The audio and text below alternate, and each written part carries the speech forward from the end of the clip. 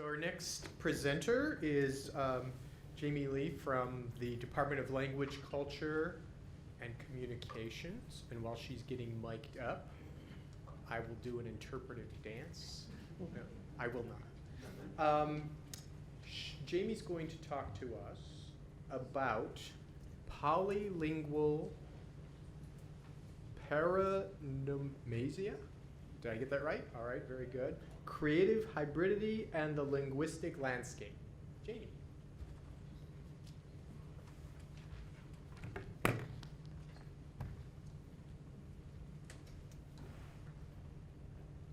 Investigating the linguistic landscape of two major cosmopolitan cities in South Korea, my study discusses pragmatic functions and economic significance of multilingual signage.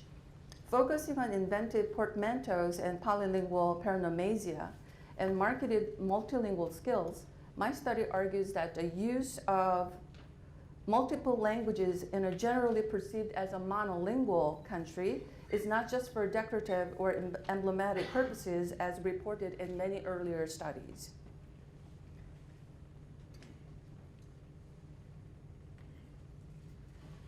Signage represents an interesting social and public dimension of linguistic reality in everyday life. The linguistic landscape in a given speech community typically includes the language of public signs, advertising, billboards, street names, place names, and commercial shop signs, and public signs on government buildings. However, as Rupti observed, landscapes are not just simply physical spaces, but are discursive, often ideologically charged constructions. A total of 1,546 photos were collected from two cosmopolitan cities in South Korea, Seoul and Busan, by population, and Seoul and Busan are two largest cities in South Korea. The districts in both cities were selected due to their prominence in Korean consumer culture, and following Backhouse 2007, samples were collected on main streets near major subway stations in these cities. Following Chinos and Girder 2006, my analysis will discuss which language is displayed in prominent position, how much information and what kind of information is given in each language, and whether or not these languages used constitute translations of each other. In addition, following Jerry Lee's analytic categories, I'll focus particularly on multilingual paranomasia, sensational spelling, and inventive portmanteaus. Life Larry, 1인 독서실. In this photo is an inventive portmanteau found in Apgujeongdong in Seoul.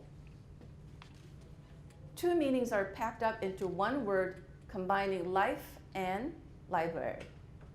This is popular among high school students preparing for a notoriously stressful college entrance exam in South Korea.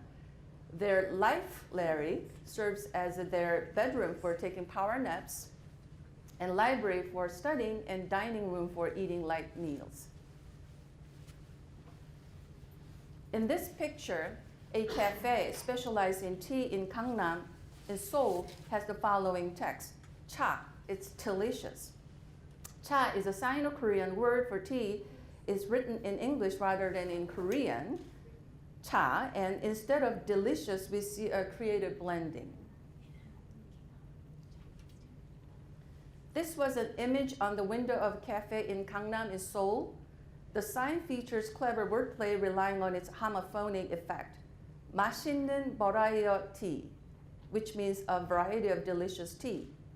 In place of the usual English word variety, ty ending is replaced with a homophonic free morpheme, t, as if variety is the name of a tea.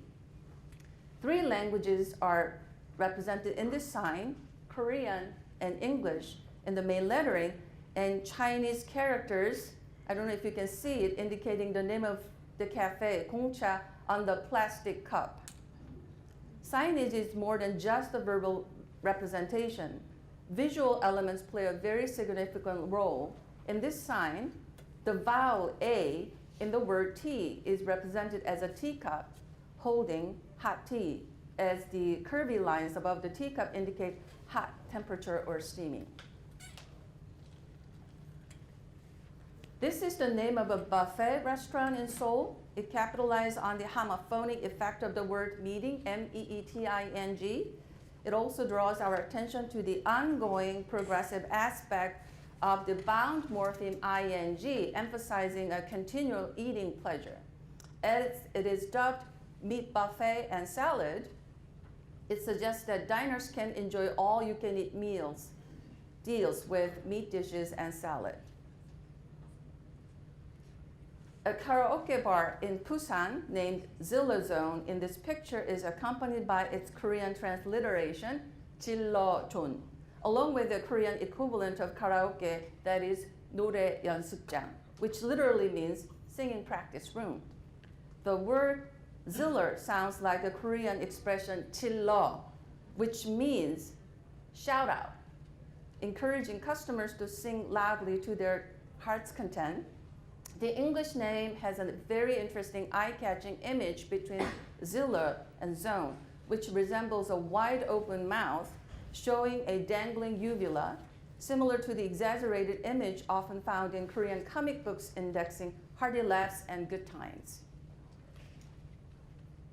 This sign in Busan features 3 languages: Chinese, I, Japanese, 쇼핑구, and Koreanized English, eye shopping. But of course, Koreans will say eye shopping rather than eye shopping.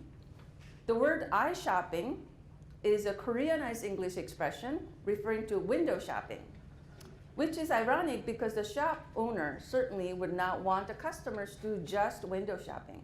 However, what is intended in this multilingual paronomasia is the pleasure of shopping, because of the Chinese character I can be used as a verb meaning like or love in addition to the noun love. There are also examples of what I term multimodal paronomasia, in which verbal, visual, and oral resources come together and contribute to the effect of pun. The sign about an investment bank in Busan in this photo has the catchphrase, true 우 friend, which consists of the English word true and the Chinese character known as Sino-Korean 우, which means friend, and a 4 clipping of the word friend, that is R-I-E-N-D. Particularly noteworthy here in this photo is the use of 2 colors in 우. The light blue indexing F, which is the first letter of the word friend, and the white part representing the rest.